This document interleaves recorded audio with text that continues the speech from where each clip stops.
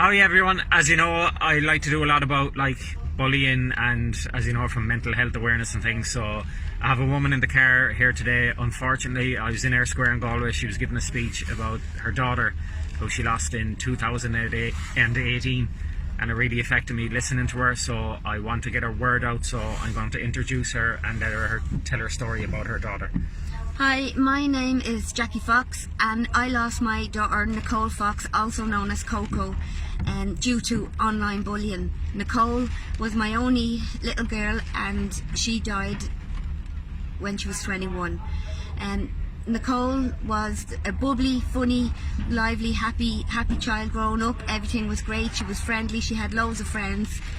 But as she got older and turned 17, going on 18, she started to experience going out to nightclubs. Everything was fine at the start until two particular girls admitted down the line that they were jealous of her. And because of this jealousy, they formed a bigger group where they put cigarette butts out on Nicole's feet. They gave her a 6-inch burn from the curling togs. These people that pretended they were her friends. Nicole used to dance, and they'd stand there beside her and they'd give her an elbow in the face or an elbow in the chest, and then go, oh sorry, and pretend they were dancing. They also pushed her so hard into the corner of the table in the pub where they dislocated her hip. They dragged her down a flight of stairs by the hair. She used to put her drink on the table and they'd knock it off and go, oh sorry about that. These people weren't happy with the physical abuse. They brought it online, where every day, even though Nicole didn't respond, every day they would tell her to go die, go hang yourself, slit your wrist, everybody hates you, no one wants you here, you'd be better off dead. They even sent her videos of a noose on how to hang herself. This was constant bullying. When Nicole did go out to the nightclubs, I used to beg her, please Nicole, and she only went out once a week, and I'd say, please Nicole, will you stay in? And she'd go, ma'am, why should I have to stay in? You know, I'm going to go out and I'm going to show these people that they're not going to get the better of me. But before, she'd go up to her room, and then I'd hear her thrown up in the bathroom because of anxiety and nervousness of the thought of going out. And then she would come down into the sitting room and she'd put a big smile on her face. She'd go, ma'am, take a picture, where, you know, she always had this mask of everything was okay and I'm not going to let these people do this to me. In 2015, the abuse got so bad that Nicole took an overdose. We spent 4 days and nights in the hospital. When she left the hospital, she went to CAMHS, where she cried and cried in CAMHS. She said she couldn't take it anymore, and they said it's all part of growing up, it's just a stage you're going through. These are professionals, so I listened. Nicole spent, from this bubbly, lively, funny, cheeky person, Nicole spent the rest of her time in her bedroom. She would cry going to sleep, she would cry getting up in the morning. I would lie down beside her and cry with her. She said to me, ma'am, I can't take this anymore. I just can't do this. The only reason why I can't die is because I don't want to leave you heartbroken. We're devastated, we're beyond heartbroken. I thought when Nicole took the overdose, that was my worst nightmare. That was only the start of it. When these people found out that Nicole took an overdose, it went around the nightclub saying, Nicole took an overdose because of me, and another person goes, no it wasn't, it was because of me. It wasn't, it was because of me. And these people, it was like claiming a trophy on who made Nicole, who broke Nicole, who destroyed her, who tore strips off her. On the 18th of January, I left the house at 3:20. I dropped my son to work and went on around to collect my 14-year-old from school. Unfortunately, we went to the chipper, and I always said, if we didn't go to the chipper that day, would we have made it home on time? When we got home at 4:20, an hour after leaving the house, myself and my 14-year-old son walked in, and there, for the split second there, I seen a stepladder. And for that 1 second I said, what's the stepladder doing there? And right behind the stepladder I found Nicole hanging from the banisters. She had used the dog's lead. I screamed at my son, please, please, just take her down, take her down. When we got her down, I lay her on the floor and she was still warm. I begged her, please Cole, please just hold on, please don't go, please don't leave me. I was doing CPR on her while I was on loudspeaker to the ambulance men. When Nicole got into the ambulance, she took a massive heart attack and she died, and they got her back. We got to the hospital and the doctor said that she's going to die. She had extensive brain damage.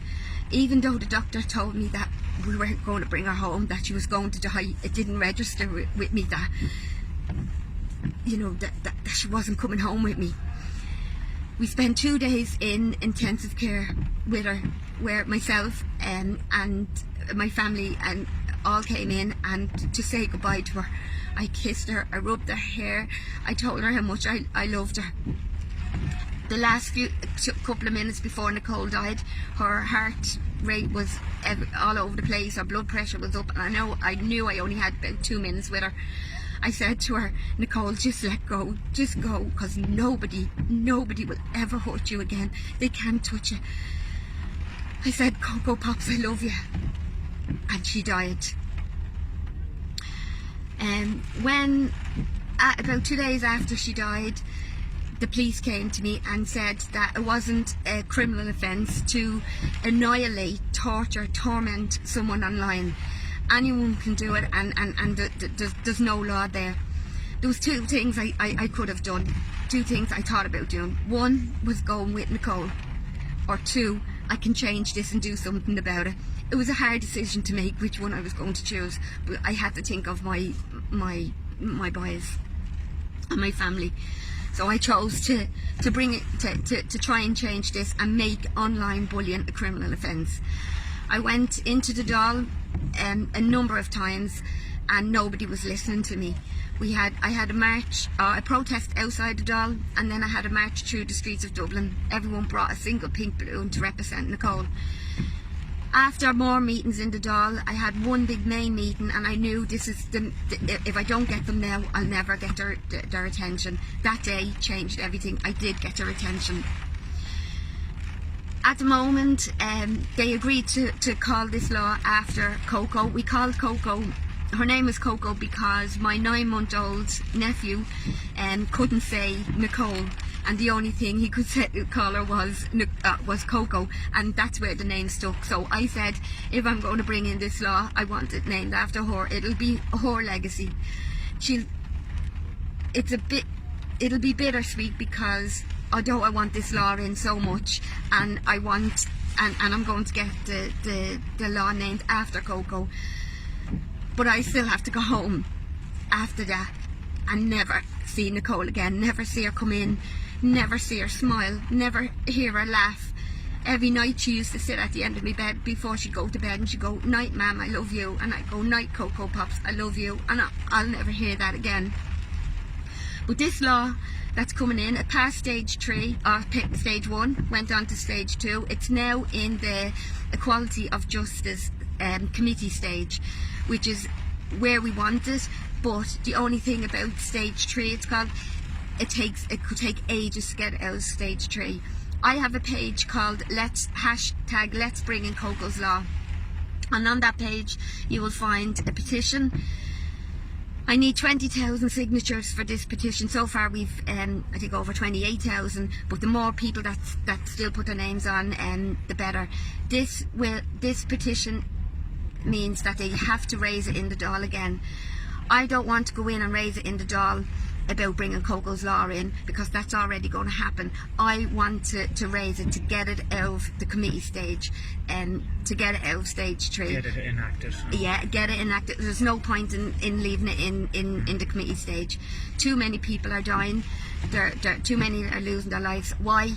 Because because these people, vile people that did this to my baby girl and to many others, they know they can get away with it because it's not a criminal offence. So if everyone can help me and go on to hashtag Let's Bring in Coco's Law and share the page at the moment, and I know you're going to do it as well. Yeah, absolutely. At the moment I have the Coco's Law challenge, and that is just take 10-20 seconds out of your whole life to make a video and support me, Jackie Fox, and hashtag Let's Bring in Coco's Law, and demand that this law is passed quicker. Your 20 seconds out of your life could save someone else's life forever. I need this to go viral, not for my own. I won't get Nicole back, I won't get my baby, but this is for the future people. The people, they have statistics, so-called statistics for suicides, but they have no statistics for self-harming, and there is a lot of people at home self-harming because of these people that think it's okay to drive someone until they feel that they can't see past another day. Thank you so much for sharing your story. You so Well fucking done. Absolutely well done. Thank you so much. Thank you so much. Thank you.